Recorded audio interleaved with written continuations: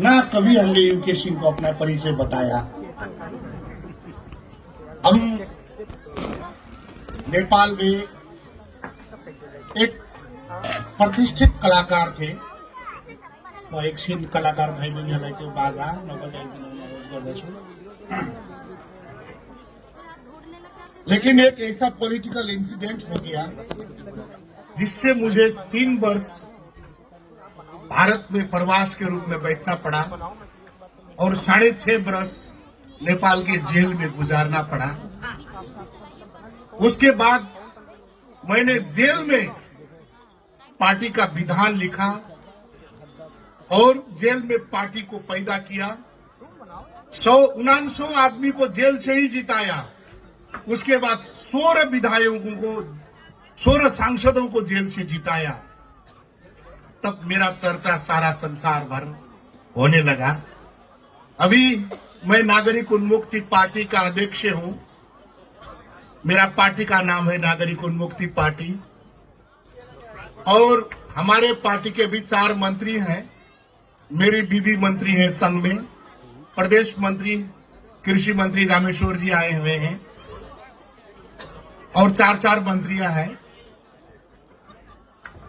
मैं थोड़ा इस संस्कृति, कल्चर और भारत में बिताया हुआ क्षण को आपके सामने में रखूंगा। देखिए, ये कार्यक्रम हमारा बहुत छोटे से ही सपना था।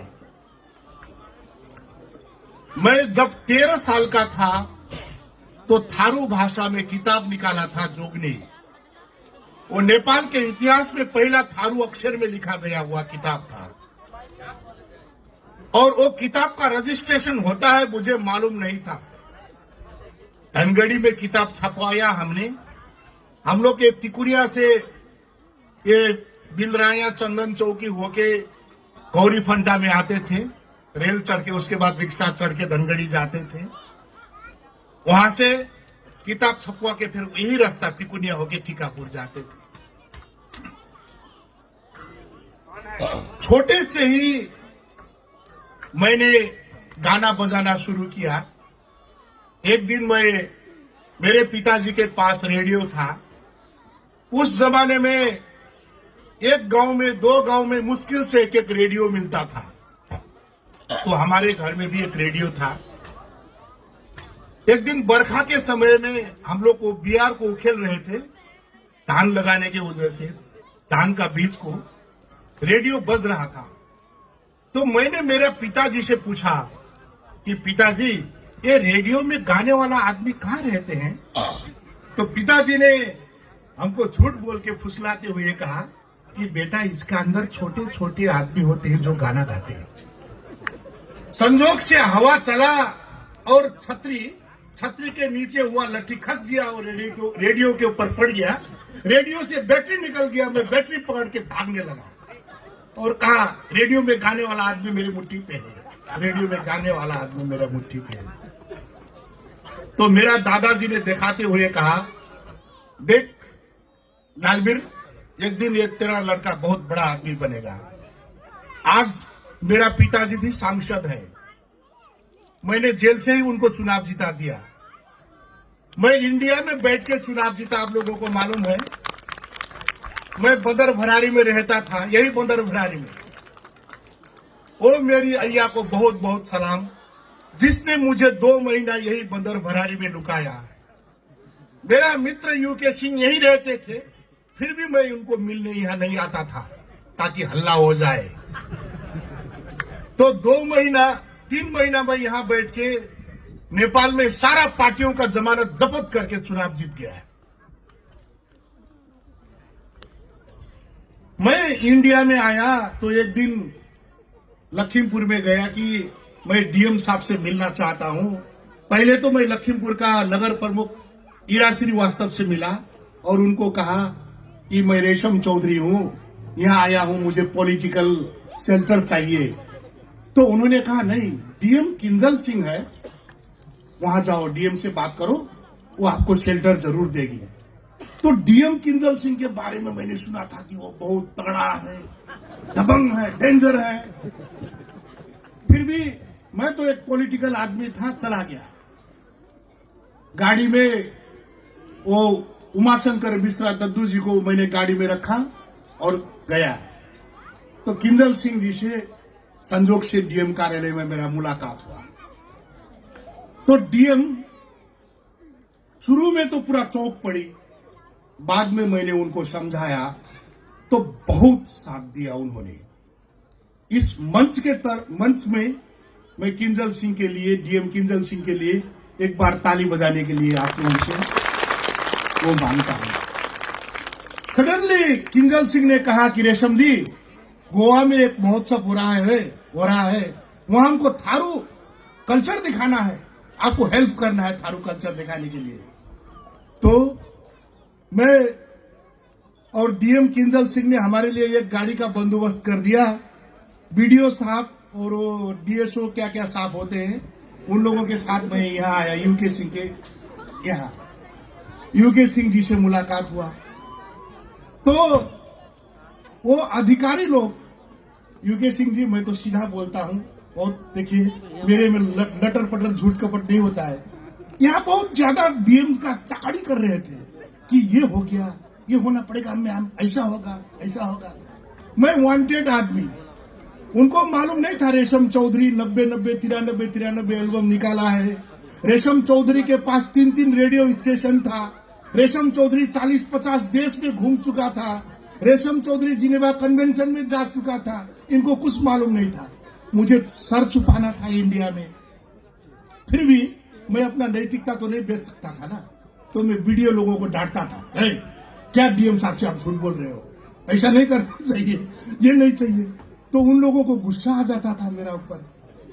फिर भी हम जैसे तैसे गोवा में गए, थारुओं का गांव बनाया 5-7 दिन लगा के। देखिए आप लोग अपने यूट्यूब में देख सकते हैं कि फुलबारी महोत्सव करके। मैं नेपाल में बहुत बड़ा महोत्सव करता था। मेरे महोत्सव में हेलीकॉप्टर से पुष्प वृष्टि होता था, हाथियों का एलिफेंट फुटबॉल करवाता था, WWF का रेसलिंग करवाता था। इंडिया में इंडियन आइडल प्रशांत तामांग होता था, दूसरा दिन में मैं नेपाल में ले आता था। इतना बड़ा प्रोग्राम किया था। लेकिन यहाँ का आदमियों को तो मालूम नहीं था रेशम जी क्या करेगा। फिर भी हम लोग गोवा गए। यहाँ का नाचने वाला का कल्चर उतना स्ट्रांग नहीं था, तो नेपाल से हमने हेल्प किया। हम लोग 50-60 लड़कियों को नेपाल से लाके, डांसर लोगों को ले जाके गोवा में गया। यूके सिंह बेचारा बहुत हमारे साथ में। हम लोग ने सब घर बनाया, जैसे तैसे लीप पोत किया, सजाया। गोवा में थारुओं का घर दिखाया। और उस गोवा में एक इंडिया की यही नजदीक के गांव की मेरी मित्र थी आरती राणा, उन्होंने अपने हस्तकला का प्रोग्राम ले गई थी। आरती जी, मैं आपको देख रहा हूं, खड़े हो जाइए प्लीज। आरती जी अभी मैं देख रहा था कहाँ है, उनके सम्मान में भी एक ताली बजा दीजिए। तो आरती जी ने थारू कल्चर को वहां प्रस्तुत कर रखा था। हमको बहुत बड़ा गर्व लगा। और वहां से आए, मैंने किंजल सिंह को बहुत कहा, डीएम साहब को, कल्चर के बारे में। उन्होंने थारू लोगों को हेल्प करने के लिए पूरा वादा किया और हेल्प किया। आज मैं बताना चाहता हूं अब संस्कृति के बारे में। देखिए, मैं 19 साल की उम्र में अमेरिका गया था। जिस वक्त मैं अमेरिका गया था, उस वक्त 500 माइल में एक नेपाली मिलता था। लेकिन इंडियन लोग तो हर जगह थे, हर डिपार्टमेंट स्टोर में अपने इंडियन लोग थे। इंडियन लोग तो सारा संसार भर है। 19 साल का था, कम्युनिटी रेडियो ओटेगा में काम करता था। बहुत ज्यादा पैसा मिलता था मुझे। एक दिन मैं उसके बावजूद मैंने किताब लाने के लिए कहा था, मेरा लिखा हुआ किताब लाया। मेरा असिस्टेंट सहयोगी प्लीज वो किताब ले आइएगा। जुड़ित करके एक 91 साल की बुढ़ी औरत थी, हमारी माँ जैसी, उनके मैं केयर टेकर था। तो एक दिन उनको घुमाने के लिए मैं पेंसिल्वेनिया के एक पार्क में गया था।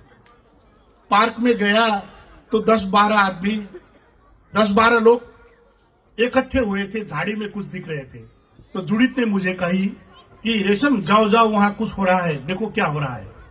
मैं गया तो 12-15 लोग वहां एक सांप को देख रहे थे, काला सांप को। दूसरा किताब मिले अच्छी यार चिरफार।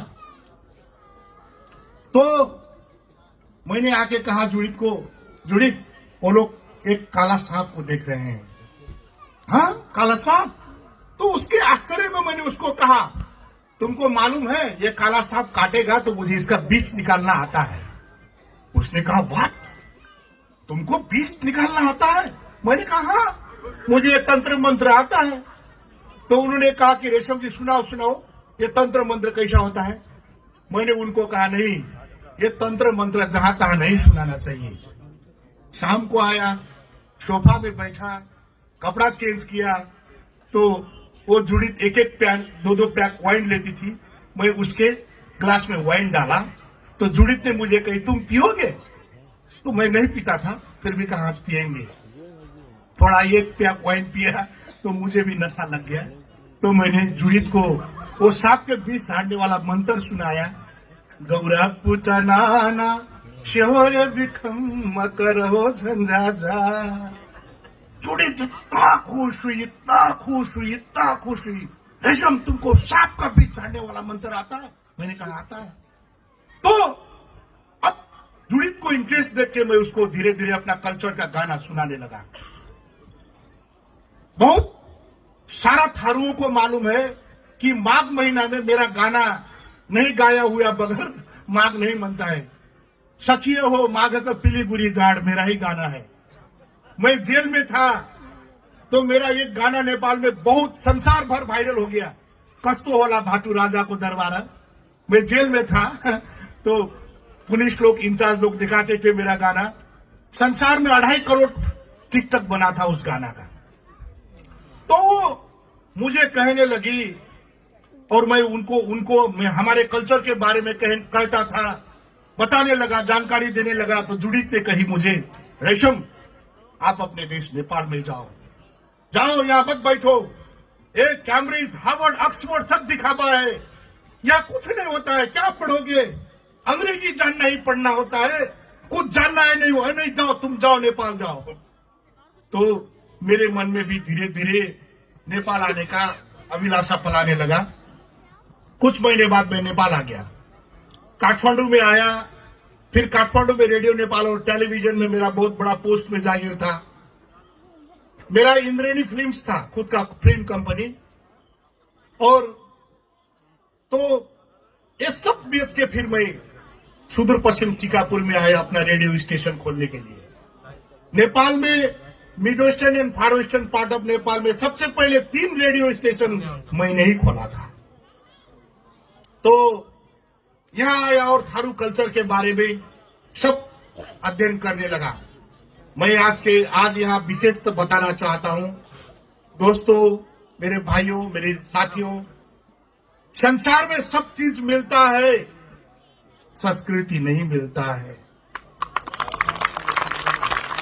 आज अमेरिका बार बार हरदम रोता है। अमेरिका में भी आदिवासी लोग हैं, रेड इंडियन लोग बहुत रोते हैं, कहते हैं रेशम जी बचाओ, save the your culture, save the your culture. हमको गर्व होता है। आज मैं एक आदिवासी का नेता हूं संसार में। मैं कुछ दिन पहले चिंगमाई में गया था, तो चिंगमाई के महाराज ने हमको कहा, सारा बहुत बड़ा प्रोग्राम आयोजन किया गया था, मेरा बारे में इतना बड़ा फाइल होना था। उन्होंने भाषण करते वक्त कहा मंच में कि नेपाल में एक आदिवासी का लड़का है जिसने जेल में पार्टी जन्माया और आज सरकार चला रहा है। वो लड़का असली आदिवासियों का राजा है। और उन्होंने अपना कपड़ा उतार के मुझे लगा दिया और पूरा चिंगमाई घुमाया। आप यूट्यूब में देख सकते हैं। हम इस चुनी में नेता बनना उतना ज्यादा अच्छा सपना नहीं रखते हैं। आदमी लोग कहते हैं रेशम जी आप प्रधानमंत्री बन जाएंगे, राष्ट्रपति बन जाएंगे, फलाना बन जाएंगे, लेकिन हम हर दिन हर रात संस्कृति के लिए रोते हैं, खोजते हैं, सोचते हैं। आज नेपाल में हमारे थारुओं का तंत्र मंत्र संस्कृति का सबसे ज्यादा अध्ययन किसी के पास है तो अध्ययन हुआ आदमी में मैं एक हूं। आप लोगों को मालूम है, आप लोगों को मालूम है कि आप लोग कहते हैं महाभारत हमारा है। महाभारत किसने लिखा? आप लोग कहते हैं व्यास ने लिखा। मैं कहता हूं महाभारत व्यास ने नहीं लिखा, महाभारत थारुओं का पुरखा ने लिखा। हम महाभारत का एक एक अंश आपको भी थारू भाषा में सुना देंगे। हमारे महाभारत में, थारुओं के महाभारत में जो इतिहास है, आपका व्यास का लिखा हुआ महाभारत में वो इतिहास नहीं है। बेबुरी बिना एक झमकी उड़ावे, बिना बूंदी पाऊ तुहार, घनपत घन रे सुगवन कही थोर, हिरदबई समोती देहो बहो जाए, भगमोती शरण लिहबु तोरे नाव, देखी धर्म देवी बंदलवा। दशहरा का समय था, मैं जेल में था, यही गाना गाता था। कोरोना में लॉकडाउन था, ये गाना गाते गाते गाते गाते मैं एक पॉइंट पे स्टक हो गया। राजा जीरी जो धन कह जब ला गई, शकुनी मामा जोरोर उपाय, मैं कैसा भैना जोरोर उपाय, जिही मगरौ राजा उत्तिम खार, रौ बेदुरपति लैयान, जे कर नाउ धन रजीव देव। तब मैंने वादा किया, नहीं रेशम, अब तुम जेल से बाहर निकलना है तो तुमको कुछ करना पड़ेगा। फिर मैं जेल में विधान लिखने लगा। जेल में लिखने के लिए कलम नहीं मिलता है नेपाल में, इंडिया के जेल में क्या है मुझे मालूम नहीं है। तो मैं मेरे दोस्तों से जैसे तैसे पेन मांगा और मेरे सिगरेट पीने वालों दोस्तों से उसका खोस्टा मांगता था, और पेपर के बचा हुआ साइड में मैं विधान लिखता था, घोषणा पत्र लिखता था। ऐसे हमारा नागरिक उन्मुक्ति पार्टी जन्मा। हर सोमवार को अपने देवताओं को धार देता हूं। मैं सिखाना चाहता हूं कि थारुओं का देवता क्या है, कैसे थारुओं का कल्चर बचाया जाए, कैसे थारुओं का संस्कृति बचाया जाए।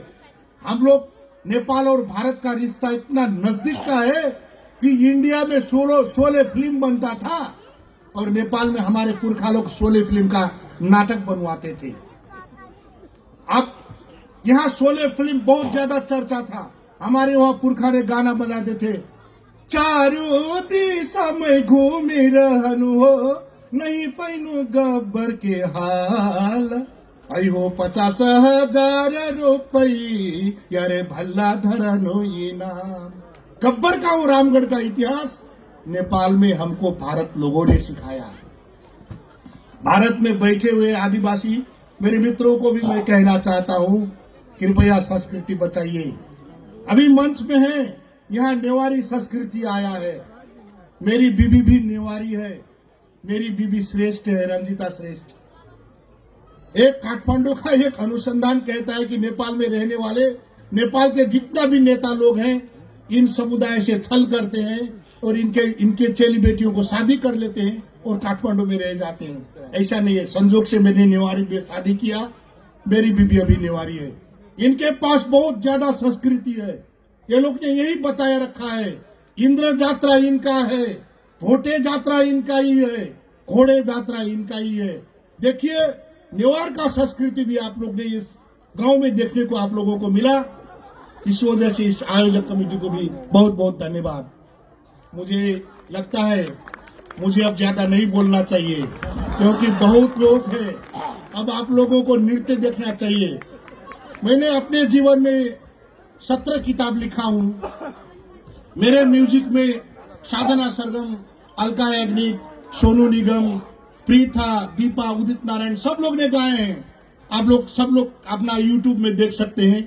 तो मेरे गाड़ी में थोड़ा किताब था, मुझे यहाँ के माननीय सांसद और यहाँ के सीडीओ साहब और हमारे मित्र यूके सिंह, एक किताब कृपया मंच में आके ले लें। एक इसका, आइए सीडीओ साहब, ये बहुत इंपॉर्टेंट चीज है।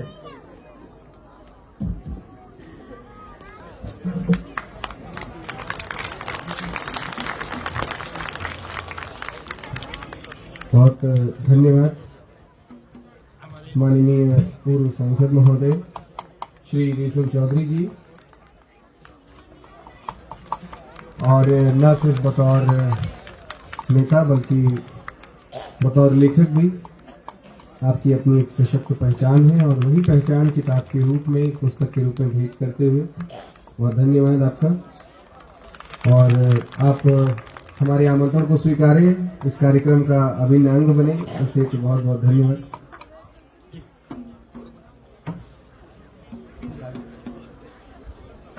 और हम चाहते हैं, अब एक जाते जाते एक एडवाइस देना चाहते हैं। देखिए,